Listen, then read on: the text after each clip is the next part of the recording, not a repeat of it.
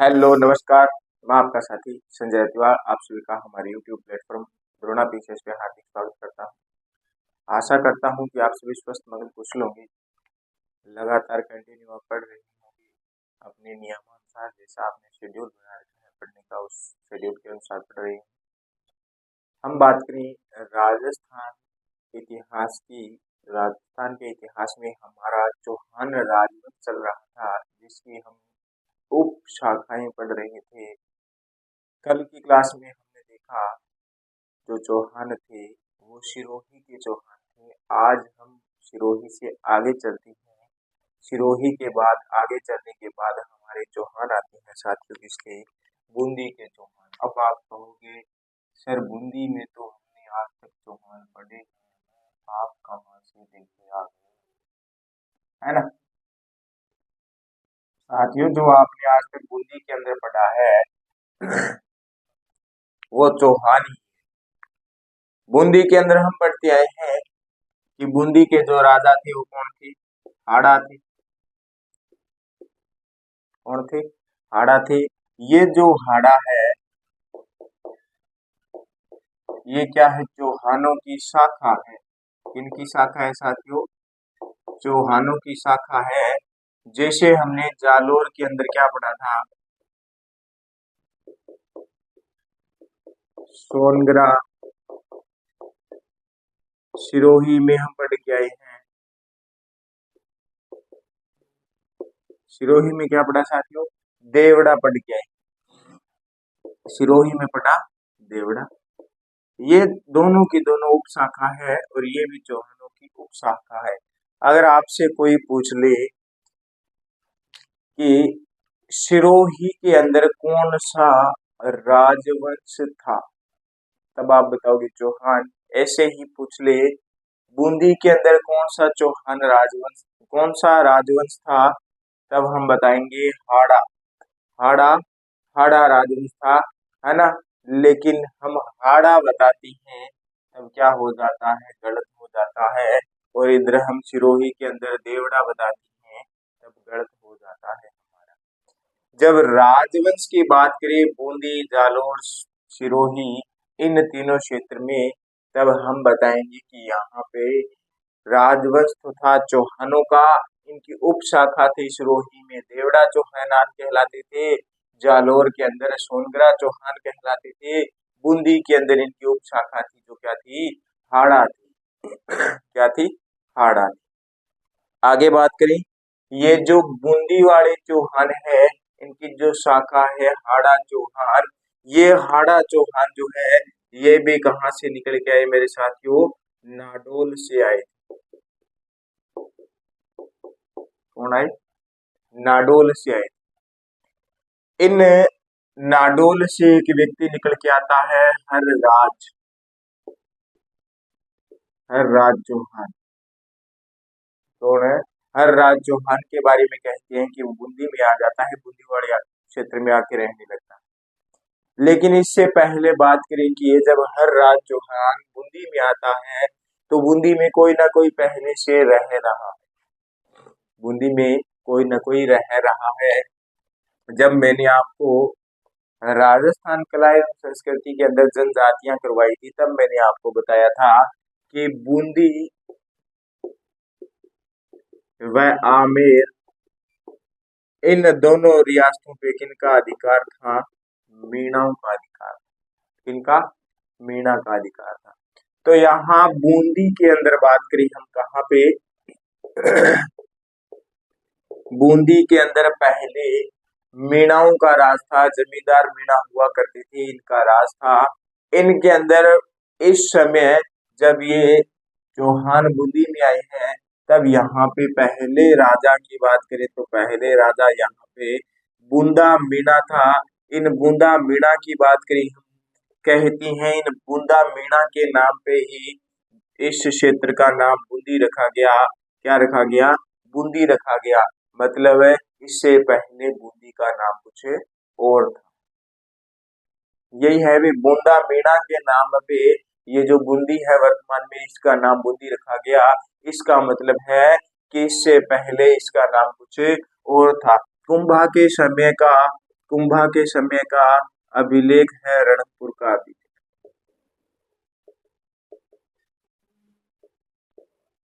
कौन सा अभिलेख है?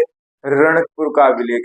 इस रणकपुर के अभिलेख के अंदर, इसी रणकपुर के अभिलेख के अंदर इस बूंदी का नाम मिलता है वृंदावती,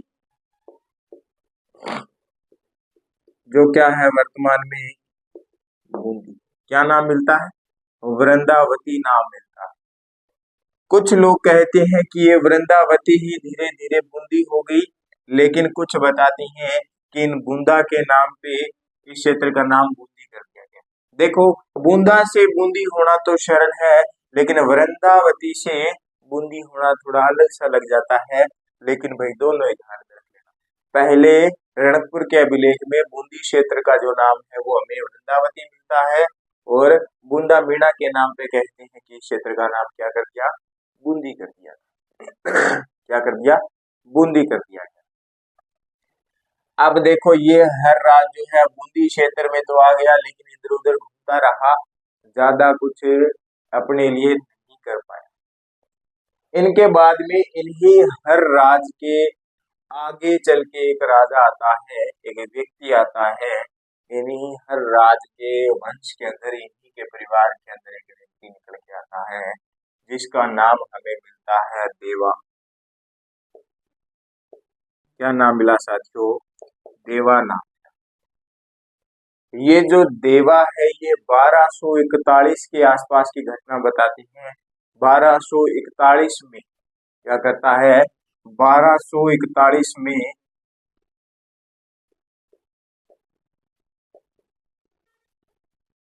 1241 में इन मीणाओं का सामना करता है।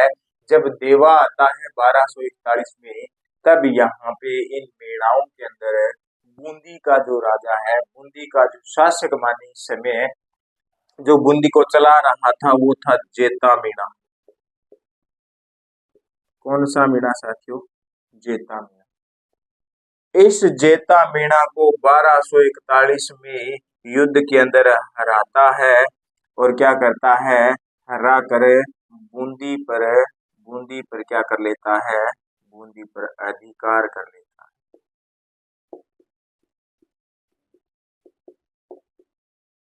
क्या कर लिया साथियों? बूंदी पे अधिकार कर लिया। कब? 1241 ईस्वी में देवा ने क्या किया? देवा ने किसको हराया? जेता मीणा को हरा के बूंदी पर अधिकार कर लेता। इन देवा के बाद में, देवा कौन है? देवा हाड़ा है। इन देवा के बाद में इनका पुत्र आगे उत्तराधिकारी बनता है जेत्र सिंह। ये जेत्र सिंह जो है, इन्होंने भी कुछ अलग करके दिखाया। इन्होंने कहा, पापा जी आपने तो बूंदी पे अधिकार किया है, और बूंदी अभी छोटा है, बूंदी को और बड़ा करना है। पापा ने कहा, बता मेरे शेर क्या करना है?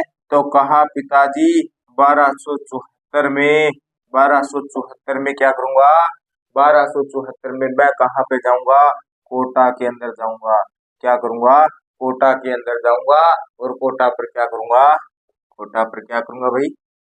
कोटा पर करेंगे अधिकार।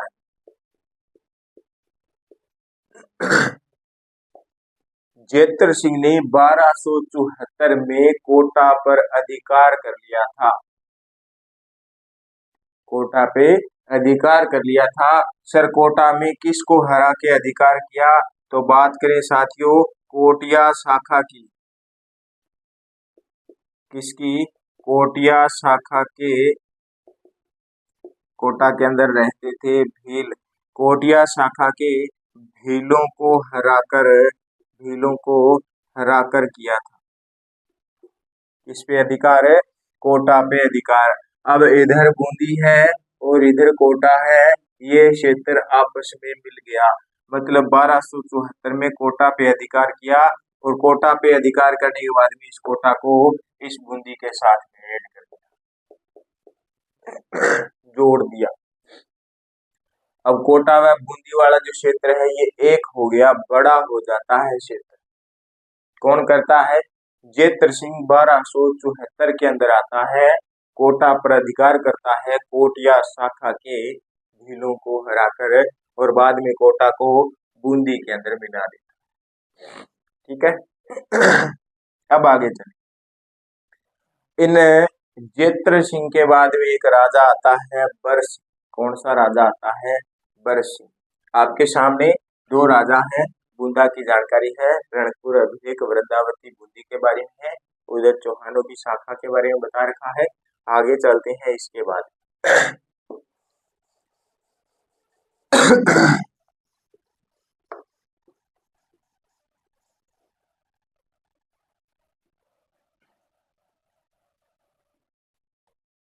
अगला उत्तराधिकारी जो है, राजा है, वो कौन है साथियों? बरसिंह। कौन सा राजा है?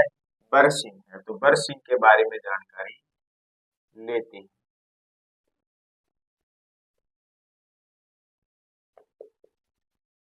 बरसिंह के बारे में कहते हैं कि बरसिंह जो है ये 1354 ईस्वी के अंदर 1354 के अंदर क्या करता है? इसने कहा बाकी तो सब ठीक है, सबने अपना अपना कार्य किया, कुछ मैं भी करूं, है ना, कि कुछ मैं अलग करूं ताकि मेरा नाम थोड़ा अलग चमकने लगे। इस बरसिंह ने बूंदी के अंदर, इस बरसिंह ने बूंदी के अंदर तारागढ़ किले का निर्माण करवाया था। कब? 1354 में बूंदी के अंदर किसका निर्माण करवाया साथियों? तारागढ़, तारागढ़ किले का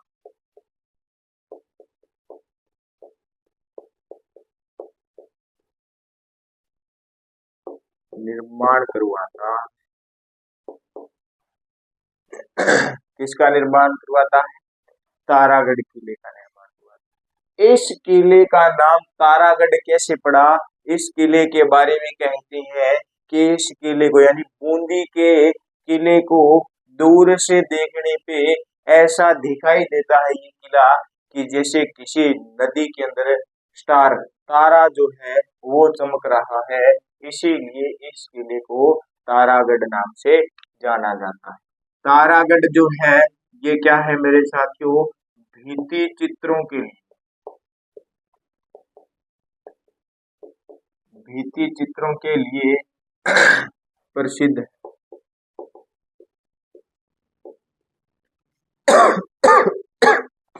किनके लिए प्रसिद्ध है मेरे साथियों? भित्ति चित्रों के लिए प्रसिद्ध है। इस तारागढ़ की किले के दीवारों में आज भी अंदर हमें ये भित्ति चित्र देखने को मिल सकते हैं। ये जो खतरनाक पेंटिंग है ये हमें देखने को मिलती है।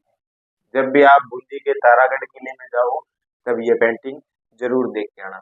जैसे ही तारागढ़ किले का नाम आया तो मेरे दिमाग में एक और आ गया कि तारागढ़ एक और भी है। कौन सा है साथियों? अजमेर वाला। कौन सा है? अजमेर वाला। पृथ्वीराज ने अपनी पत्नी तारा के नाम पे इस अजमेर का जो किला है, जिसे पहले अजय मेरू दुर्ग के नाम से जानते थे। किसके नाम से जानते थे साथियों? अजय मेरू दुर्ग के नाम से जानते थे। उसका नाम क्या कर देता है? तारा कर देता है। लेकिन इसका नाम पहले कौन सा दुर्ग था? अजय मेरू दुर्ग था, और ये स्टार्टिंग से ही तारागढ़ दुर्ग है। अब आप ध्यान में रखना, प्रश्न में अगर पूछ लिया जाए तारागढ़ दुर्ग जो है किन किन क्षेत्रों में स्थापित है या बसा हुआ है या है, तारागढ़ की बात करें तो तारागढ़ का जो किला है बूंदी व अजमेर दोनों के अंदर है। दोनों के दोनों ऑप्शन है सही है। क्या है? दोनों के दोनों ऑप्शन है सही है। इन बरसिंह के बाद में, ये जो बरसिंह तारागढ़ किले का निर्माण करवा देती हैं, इनके बाद में एक व्यक्ति और आता है। अगला उत्तराधिकारी जो है वो है सुरजन। सुरजन क्या होगा? सुरजन होगा हाड़ा। क्या होगा? हाड़ा होगा। इस सुरजन का नाम हम एक बार पहले भी ले चुके हैं, अगर आपको ध्यान हो तो। इसी सुरजन की बात हम एक बार पहले भी कर चुके हैं, अगर आपको ध्यान में हो तो। जब हमने अकबर के दरबार में कल्ला रायमलोट की क्या की थी, सगाई की थी। कल्ला रायमलोट सिवाना वाला, उनकी सगाई की थी। तब ये सुरजन वो ही सुरजन है जो बातों ही बातों में अकबर के ही दरबार में अपनी पुत्री भानकंवर की सगाई कल्ला रायमलोट से कर देता है। लेकिन अकबर कल्ला रायमलोट पे आक्रमण करवाता है। आक्रमण के अंदर फिक्स होता है कि हमारी कल्ला रायमलोट को पता है सिवाना की सेना कम होती है, अकबर की सेना ज्यादा होती है। तो ज्यादा होती है तो क्या होता है, साका होता है। इसी साके के अंदर इन्हीं सुरजनहाड़ा की पुत्री भानकंवर, जिनका अपने आप में आधा विवाह हो रखा था, इसी भानकंवर ने सिवाना के दुर्ग में जाके अपने आप को जौहर के लिए लीड किया, जौहर के लिए लीड किया था। तो ध्यान में रख लेना, ये वो ही सुरजन है। तो एक बार हम लिख लेते हैं, अकबर के दरबार में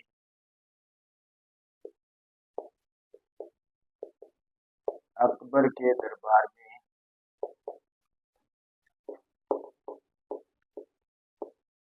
सुरजन बातों बातों में अपनी पुत्री की सगाई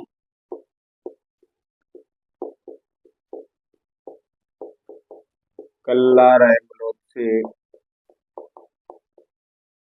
कर देता है। ध्यान में रख लेना, ये वो ही सुरजन है जो बातों ही बातों में क्या कर देता है, अकबर से नहीं जबकि कल्ला रायमलोट के साथ में अपनी पुत्री का लोरा बांध देता है, हाथ दे देता है, हाथ में हाथ दे देता है। इधर कल्ला रायमलोट खुश होता है। फिर मैं बताऊं 1559 की घटना है। अकबर इस बात से नाराज हो जाता है। अकबर क्या हो जाता है, इस बात से नाराज हो जाता है। अभी एक बात अब देखने वाली है कि ऐसा कहते हैं पहली बूंदी वाला जो क्षेत्र है ये मेवाड़ के अंदर में आता था। किसके अंडर में आता था, मेवाड़ के अंडर में आता था। और ये जो सुरजन है इनको मेवाड़ वालों ने क्या दे रखा था, रणथंबोर दे रखा था। क्या दे रखा था, रणथंबोर दे रखा था। रणथंबोर का किला है, इस पे कौन रह रहे थे, सुरजनहाड़ा रह रहे थे। कौन रह रहे थे, सुरजनहाड़ा रह रहे थे। इन्हीं सुरजनहाड़ा पे 1569 ईस्वी के अंदर अकबर क्या करता है, आक्रमण करता है। क्या करता है, आक्रमण करता है।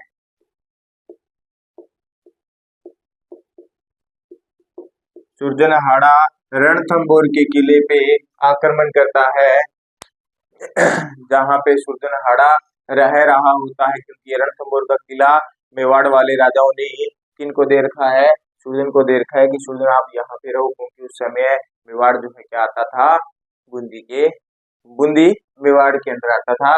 सुरजनहाड़ा रणथंबोर के किले में है। अकबर इस बात से नाराज हो जाता है, सुरजन पे आक्रमण करता है। आक्रमण के अंदर आपको पता है दुश्मन की सेना ज्यादा हो और हमारी सेना कम हो तब हम हारने वाले होते हैं। लेकिन फिर भी सुरजन ने अकबर की सेना का इतना खतरनाक तरीके से सामना किया कि आपस में पिछड़ तो गए थे, लेकिन सुरजन को पता है कि हम हारेंगे, हारने वाली हैं। तब अकबर का एक बंदा आता है सुरजन के पास में। कौन है, मान सिंह के पिताजी, कौन साथियों, भगवंत दास आमेरवाड़ी। ये भगवंत दास आए सुरजन के पास में और सुरजन को क्या किया, सुरजन को समझाया, कुछ नहीं पड़ा इन्हें लड़ाई दंगों में, तू तो कर ले मेरे साथी संधि। क्या कर ले, संधि कर ले। सुरजन को पता चल गया कि हमें संधि करने में ही फायदा है, संधि कर लेते हैं। तो सुरजन ने क्या किया था, भगवंत दास आमेर वालों के कहने पे 1559 ईस्वी के अंदर ही, 1559 ईस्वी में अकबर से क्या की साथियों, अकबर से संधि कर ली। क्या कर ली, अकबर से संधि कर ली। ध्यान में रखना ये बात। पहले अकबर रणथंबोर के किले पे आक्रमण कर देता है जहां पे सुरजन रह रहा होता है। भगवंत दास के कहने पर सुरजन अकबर से 1569 ईस्वी के अंदर क्या कर लेता है, संधि कर लेता है। इसी संधि के अंदर अकबर को सुरजनहाड़ा कहता है कि मैंने आपको संधि के प्रस्ताव पे साइन तो करके दे दिया है, लेकिन मैं अटक नदी को क्रॉस नहीं करूंगा, अटक नदी को पार नहीं करूंगा, ये सोच लेना। अकबर कहते तू तो मत करना, तू तो संधि कर ले। संधि होगी, मैं अटक नदी को पार नहीं करने वाला। हमारी दोनों तरफ की बाउंड्री थी, एक अटक थी और एक कटक थी।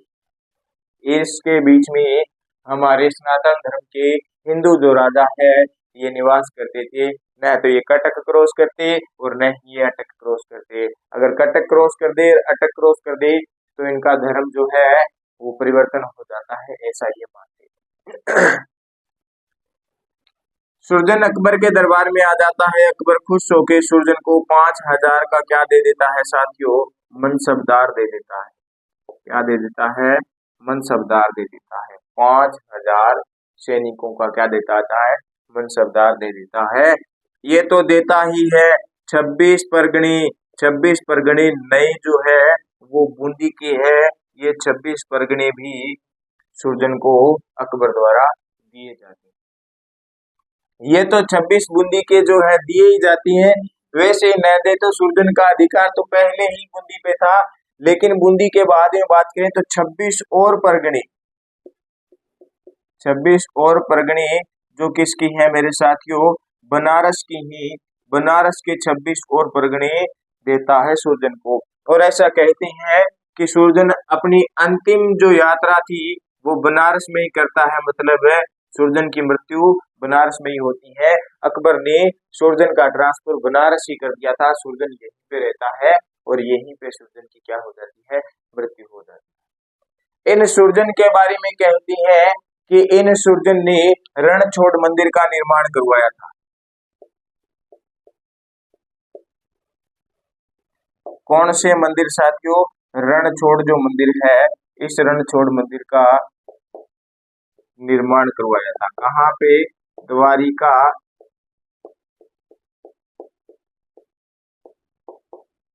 गुजरात। कहाँ पे, द्वारिका, गुजरात। रणछोड़ मतलब रण को छोड़ के भाग जाने वाला। रणछोड़ मंदिर किसका है, द्वारिका में ही है, भगवान श्री कृष्ण का है। इस रणछोड़ मतलब उस भगवान कृष्ण का मंदिर बनवाया जो क्या करता है, जरासंध के खिलाफ में युद्ध के मैदान से भाग जाता है। उनके मंदिर का निर्माण करवाता है। कौन सा मंदिर साथियों, रणछोड़ मंदिर। इन्हीं सुरजन के दरबार में एक विद्वान रहते थे, चंद्रशेखर। चंद्रशेखर ने इन्हीं सुरजन के दरबार में, जब ये रणथंबोर में रह रहे थे तो इसी रणथंबोर के किले के अंदर चंद्रशेखर विद्वान ने, किसने साथियों, चंद्रशेखर विद्वान ने, चंद्रशेखर जो है ये राइटर है। इन राइटर ने इसी सुरजन के दरबार में हमीर हट लिखा था। क्योंकि रणथंबोर के अंदर पहले जो प्रतापी शासक हुआ था वो कौन था, हमीर था, जो क्या था, हट के लिए प्रसिद्ध था। तो ध्यान में रख लेना, चंद्रशेखर जो है सुरजन के दरबारी थे और उन्होंने सुरजन पे न लिख के किस पे लिख दिया, सुरजन पे न लिख के किस पे लिख दिया मेरे साथियों, हमीर पे लिखा गया। यह जानकारी है सुरजन की। दोबारा देखो एक बार, बरसिंह 1354 में बूंदी के अंदर तारागढ़ किले का निर्माण करवाता है, जो क्या है, नदी के अंदर दूर से देखने पे एक तारे के जैसा दिखाई देता है, तारे की जैसा चमकता है, इसीलिए इसका नाम तारागढ़ रखा। यह जो तारागढ़ है ये भित्ति चित्रों के लिए प्रसिद्ध है। इसके बाद में सुरजन राजा आ जाता है। सुरजन वो ही है अकबर के दरबार में अपनी पुत्री भानकंवर का विवाह कल्लार अहमलोक से कर देता है। और ये भानकंवर वो ही है जो सिवाना के साके के अंदर कल्लार अहमलोक के साथ में जौहर को लीड देती है और कल्लार अहमलोक केसरिया करता है। ये जो सिवाना का साका है ये हमें लगभग 1589 90 का दिखाती है। क्या दिखाती है, 1589 या 90 की बात करें।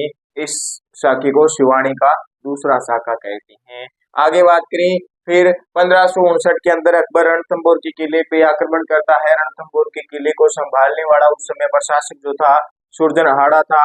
सुरजनहाड़ा युद्ध का सामना करता है, लेकिन भगवत दास आके सुरजन को समझाते हैं सुरजन कुछ नहीं पड़ा है लड़ाई दंगों में, तो बात कर ले हमारे अकबर से, तो सल्ट जाएगा मैटर। सुरजन ने भगवत दास के कहने पे 1569 के अंदर संधि की अकबर से। संधि के अंदर लिखा कि मैं अटक नदी को पार नहीं करूंगा। अकबर ने खुश होकर सुरजन को 5000 का मनसबदार, 26 नए परगने बूंदी के और 26 परगने ही बनारस के दिए थे। ये तो दिए ही, बाद में सुरजन का ट्रांसफर भी बनारस कर दिया था कि अब तो बनारस ही रहे, मजे मार। बनारस में ही सुरजन की मृत्यु हो जाती है। सुरजन ने रणछोड़ मंदिर का निर्माण करवाया था द्वारिका गुजरात के अंदर, और इन्हीं के दरबार में रहते चंद्रशेखर ने हमीर हट ग्रंथ लिखा था। क्या लिखा? हमीर हट ग्रंथ लिखा था। अब चलती है इनसे आगे। अगला उत्तराधिकारी है, अगले उत्तराधिकारी के बारे में बात करते हैं। अगला उत्तराधिकारी जो है उनका नाम होता है बुद्ध सिंह। आगे वाली स्लाइड अभी आपके सामने आने वाली है, टेंशन मत लो, फिर हम उसको उस स्लाइड की व्याख्या करते हैं। आगे की हमारी जो स्लाइड है वो राजा आता है हमारा कौन सा साथिया? जल्दी जल्दी बताओ रे, कौन सा राजा करेंगे? बुद्ध सिंह करेंगे। बताने के बाद बताती हूँ बुद्ध सिंह क्या है। बुद्ध सिंह हाड़ा है, चौहानों की एक शाखा है हाड़ा। इस हाड़ा का शाखा है सुरजन के बाद में। इनकी एक बात मैं पहले ही बता दूं, बाद में ध्यान में रही न रही। इन बुद्ध सिंह ने अपनी एक बुक लिखी थी, समय ने लिखी थी ये बुक, ध्यान में रख लेना, समय की लिखी हुई बुक है। क्या? नेहतरंग। क्या? नेहतरंग। किनकी है? समय की। ये बुक किनकी है? बुद्ध सिंह समय की। इन बुद्ध सिंह की कहानी सुनो। जब ये बुद्ध सिंह राजा थे, बूंदी के अंदर राजा के पद पे थे, तब की कहानी है। उस समय आमेर के अंदर राजा जो था वो सवाई जयसिंह। कौन था? सवाई जयसिंह। इन सवाई जयसिंह की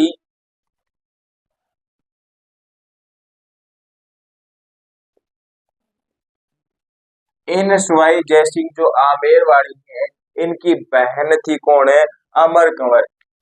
आमेर के जयसिंह बहुत है आमेर में, ध्यान में रख लेना। ये जो जयसिंह है ये सवाई जयसिंह है। अगर मेरे मुख से आगे कहानी बताते हुए सीधा जयसिंह निकले तो आप समझ लेना सवाई जयसिंह की बात करें। सवाई जयसिंह की बहन थी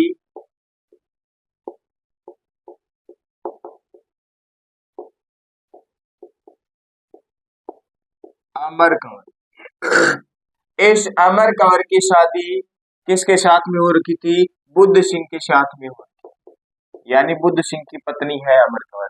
लेकिन ये जो अमर कंवर है ये मुख्य रानी नहीं है। मुख्य रानी तो एक चुंडावत थी, चुंडावत रानी थी जो मुख्य रानी थी, जिससे बुद्ध सिंह बहुत ज्यादा प्रेम करता था, अपना आधे से ज्यादा समय उसके पास ही बिताता था।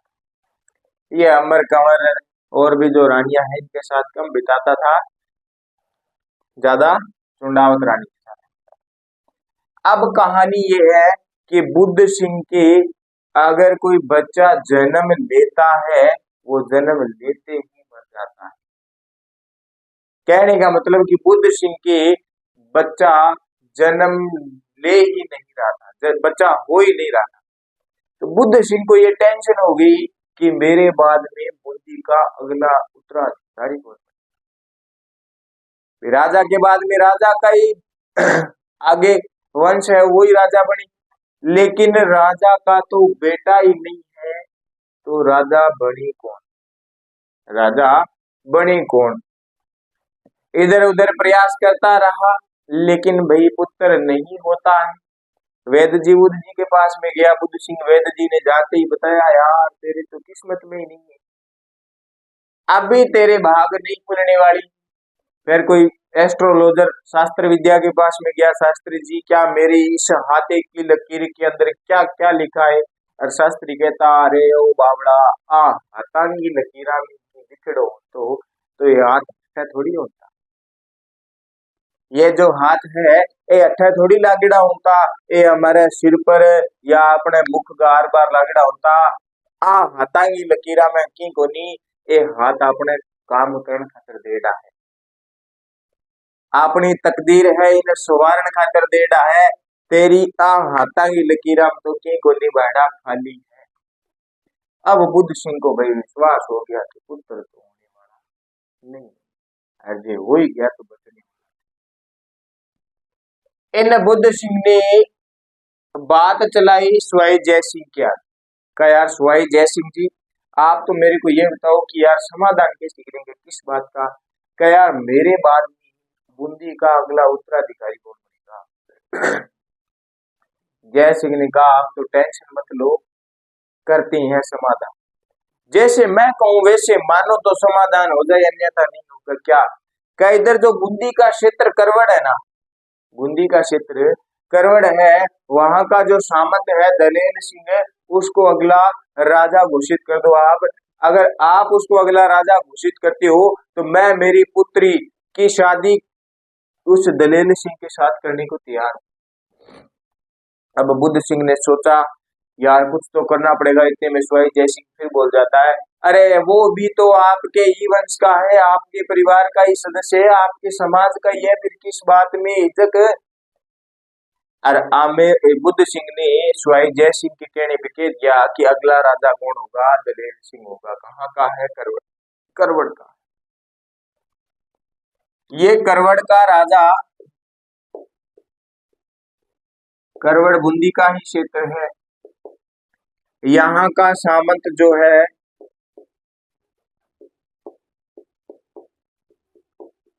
दलेल सिंह क्या होगा, अगला राजा होगा कहाँ का साथियों, बूंदी का। अगला राजा बूंदी का होगा तो स्वाई जय सिंह ने कहा कि मैं मेरी पुत्री का विवाह कर दूंगा इसके साथ। स्वाई जय सिंह ने कहा मैं मेरी पुत्री कृष्णा कुमारी का या कृष्णा कंवर का विवाह कर दूंगा।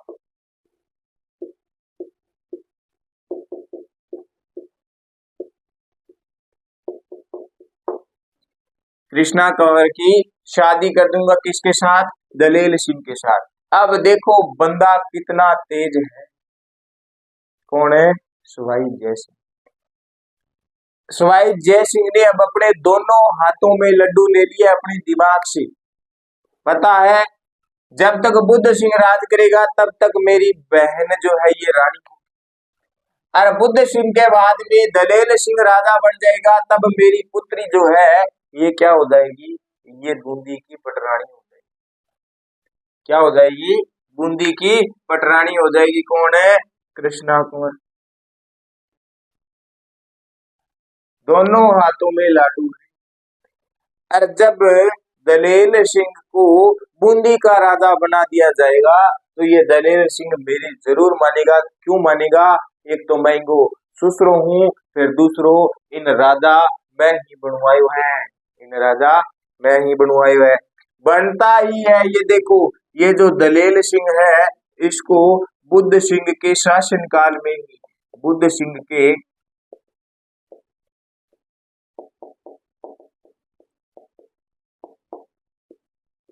शासन काल में ही राजा घोषित कर दिया जाता है कि राजा कौन है, अब दलेल सिंह है। क्यों कर देती हैं कि बुद्ध सिंह के बारे में ऐसे कहते थे ये बुद्ध सिंह है, यह अफीम अमली था, पोस्ती था, अफीम वगैरह पोस्ट वगैरह चेपता रहता, दारूड़ी था, पूरा अमल फुल करता था। मैं नशो कर तो वो नशा करने लग जाए फिर वो बंदा किसी काम का नहीं, फिर वो बंदा किसी काम का नहीं है। तो बुद्ध सिंह के शासन काल में ही राजा घोषित कर दिया था दलेल सिंह को। राजा घोषित करते ही जय सिंह ने अपनी पुत्री कृष्णा कंवर का विवाह कर दिया, विवाह कर दिया। अब राजा घोषित कर दिया तो अब बताओ क्या इस बुद्ध सिंह की चलने वाली है दरबार में या दलेल सिंह की चलने वाली है, दलेल सिंह की चलेगी, क्योंकि बुद्ध सिंह ने राजा दलेल सिंह को बना दिया है, राजपद दलेल सिंह को दे दिया है। दलेल सिंह ने इस बुद्ध सिंह की कुर्सी अपने पास में डाल दी तो अठे बैठ राजा की गद्दी पर मैं बैठा। जैसे ही जनता आए दलेल सिंह के पास आए, अगर कोई भूली चुकी बुद्ध सिंह के पास चली जाए तो दलेल सिंह बुला ले, तेरा ध्यान किधर है, तेरा हीरो इधर है, का इधर आओ राजा मैं हूँ, बुद्ध सिंह नहीं है, मेरे से बात करो। अब भाई दलेल सिंह की चलने लगी दरबार में, तो आप ये बताओ क्या बुद्ध सिंह की पत्नी अमर कंवर की चलेगी? क्या नहीं चलेगी। किसकी चलेगी? दलेल सिंह की राजकुमारी जो है दलेर सिंह की पत्नी है। दलेर सिंह की पत्नी कौन? कृष्णा कंवर। इस कृष्णा कंवर की चलेगी। क्या होगी? इस कृष्णा कंवर की चलेगी, न कि अमर कंवर की चलेगी। अब अमर कंवर जो है ये कृष्णा कंवर दोनों भुआ भतीजी है, आपस में वाद विवाद हो जाता है इनके बीच में। कैसे हो जाता है? अमर कंवर कहती है कि अच्छा तू इतनी सियाणी होगी तब तू दरबार में तेरी चला लगी, और कृष्णा कंवर कहती है बुआ जी सियाणी की तो बात को नहीं, राजा जो है मेरा भरतार है तो पटरानी मैं हूँ। पहला बुद्ध सिंह की हा जद थे पटरानी हा थे थारी चलानता। अब भाई अमर कंवर को ये बात सहन नहीं, बात तो सहन हो जाए पर चार बंदों के सामने बेइज्जती हो जाए ये थोड़ी सहन हो। अब अमर कंवर ने समझाया कृष्णा कंवर को, मान मेरी बात, नहीं मानी। फिर अपने भाई जय सिंह को कहा कि भैया आपकी पुत्री कृष्णा कंवर जो है ये बूंदी में थोड़ी ज्यादा ही कर रही है। जय सिंह आता है, आके कृष्णा कंवर से बात करता है, वो कहती है कि बुआ जी अब पटरानी नहीं है, वो फिर भी दबाव बनाती है। जय सिंह इस अमर कंवर को समझा के जाता है, कृष्णा कंवर फिर अपनी चलाती। लेकिन होता क्या है, इस कृष्णा कंवर और दलेल सिंह के साथ में एक मजा हो जाता है। क्या हो जाता है कि इस बुद्ध सिंह का भाग खुल जाता है। क्या हो जाता है? इस बुद्ध सिंह का भाग खुल जाता है। इस बुद्ध सिंह की किसी अन्य रानी से इसका पुत्र हो जाता है और पुत्र जीवित रह जाता है। पुत्र जीवित रह जाता है। बुद्ध सिंह का पुत्र साथियों कौन है? जिसका नाम रखा उमेद।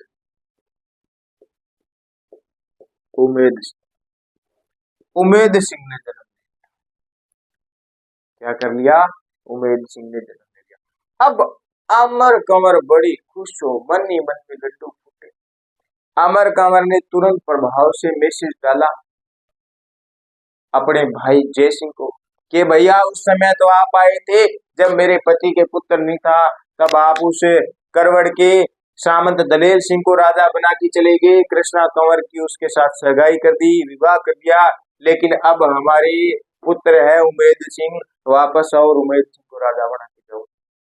पहले तो पुत्र था नहीं, तब हमने उत्तराधिकारी आगे बना दिया दलेल सिंह को, अब हमारे बुद्ध सिंह के पुत्र है, इसको राजा बनाना है। अब भाई जय सिंह आया, जय सिंह ने फिर दलेल सिंह को राजा के लिए कहा, राजा तो ही है तो टेंशन मत ले। अमर कंवर क्या करती है? अमर कंवर जो है इसने सोचा ऐसे तो पार पड़ने वाली नहीं है, भैया तो दलेल सिंह को ही सपोर्ट कर रही हैं, अपन कुछ करें। इस अमर सिंह ने उस समय हमारे राजस्थान की तरफ बढ़ती हुई एक खतरनाक सेना थी, वो मराठों की थी। इन मराठों के अंदर मल्हार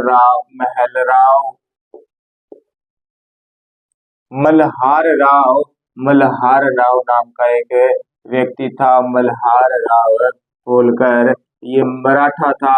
इस मराठा को पत्र भेजा कि मल्हार राव होलकर आप हमारी सहायता के लिए आओ बूंदी के अंदर। ये मल्हार राव होलकर बूंदी के अंदर आता है।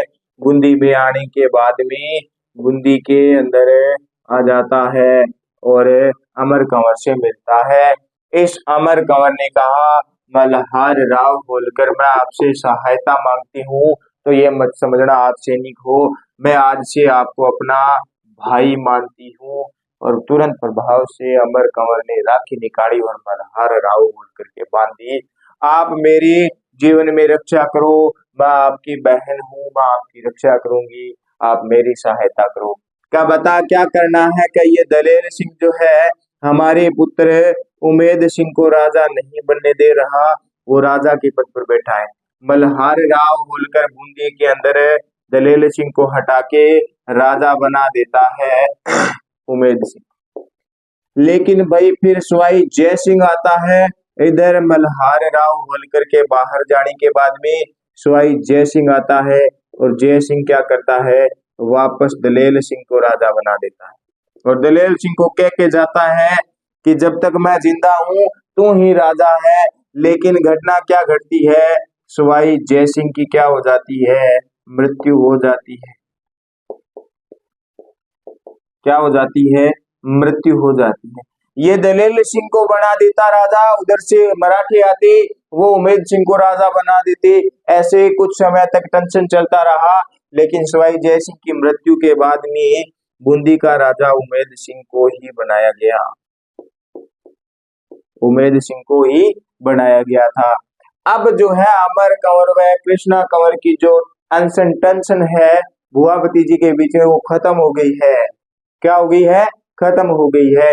ये जो टेंशन चल रही है इस टेंशन को कहते थे जयपुर व बूंदी विवाद। क्या कहते, जयपुर व बूंदी विवाद कहते थे। अब देखो आगे, अब ये उमेद सिंह राजा बन गया है, बूंदी का राजा शासक बन गया है। तो इस उमेद सिंह ने बूंदी के अंदर इतने तगड़े तगड़े चमत्कार किए कि इसको एक अन्य नाम से और जाने लगा। अन्य नाम क्या, इस उमेद सिंह को श्री जी के नाम से जाने लगा था कि इतने खतरनाक चमत्कार किए थे। इन उमेद सिंह के बाद में आगे बूंदी का नेक्स्ट उत्तराधिकारी आता है विष्णु सिंह। और विष्णु सिंह ने सारी की सारी इधर उधर की जांच पड़ताल की, इसको पता चल गया कि पार नहीं पड़ने वाली है, अपने तो क्या कर ली, अंग्रेजों से संधि कर ली। अंग्रेजों से क्या की, संधि कर ली। ध्यान में रखना, अंग्रेजों से संधि कौन कर लेता है, विष्णु सिंह कर लेता है। कब कर लेता है, 1818 ईस्वी के अंदर। तो आज के लिए हमारी जो क्लास है बूंदी के विष्णु सिंह जो अंग्रेजों से संधि करती हैं, संधि करने पे राजस्थान का इतिहास क्या हो जाता है, खत्म हो जाता है। हम संधि तक ही पढ़ते हैं। तो हमारी चौहानों की एक उपशाखा और है हाड़ा, जिसे हमने पूरा कर लिया है। तो क्लास को विराम देती हैं, चलती हैं अगली क्लास की ओर। अगर आपको क्लास अच्छी लगी है तो लाइक करें, कमेंट करें, वीडियो को ज्यादा से ज्यादा संख्या में शेयर करें।